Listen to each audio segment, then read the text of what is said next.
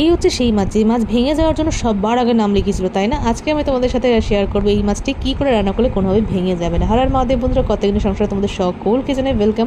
তো মাছগুলোকে নুন, হলুদ, লঙ্কার গুঁড়ো দিয়ে মিক্স করে রেখে দিয়েছিলাম। তারপর সর্ষের তেল গরম করে দিয়েছিলাম, চেরা কাঁচা লঙ্কা, টমেটো কুচি, পেঁয়াজ কুচি। এই মশলাগুলো কাঁচা ভাব কেটে যাওয়ার পরেই দিয়েছিলাম আদা রসুন বাটা। তারও কাঁচা ভাবটা কাটিয়ে নেওয়ার পরে কিন্তু দিয়েছিলাম 2 রকমের লঙ্কার গুঁড়ো, ঝাল লঙ্কার গুঁড়ো আর কাশ্মীরি লঙ্কার গুঁড়ো। তারপরে দিয়েছিলাম গরম মশলার গুঁড়ো, জিরের গুঁড়ো, হলুদ গুঁড়ো। মশলাগুলোকে ভালো করে পেঁয়াজের সাথে কষিয়ে নেওয়ার পর দিয়েছিলাম কিন্তু সেই মাছগুলো কিন্তু কাঁচাই আছে, খেয়াল করলে তোমরা বুঝতে পারবে। তার মধ্যে দিয়েছিলাম স্বাদ মতো নুন আর সামান্য জল। মাছগুলোকে খুব হালকা হাতে মিক্স করতে হবে। তারপরে দিয়ে দেবো একটু ঢাকা।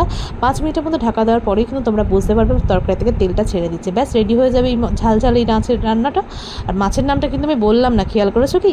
তোমরা কিন্তু কমেন্টের মাধ্যমে অতি অবশ্যই জানিয়ে যে মাছের নামটা কি, কার কার পছন্দের মাছ সেটা কিন্তু জানাতে ভুলো না। আজকে এই পর্যন্ত, সবাই ভালো থেকে সুস্থ থেকে এইভাবে ট্রাই করো কিন্তু। আর ট্রাই করার পর কিন্তু অতি অবশ্যই আমাকে জানিও। টাটা।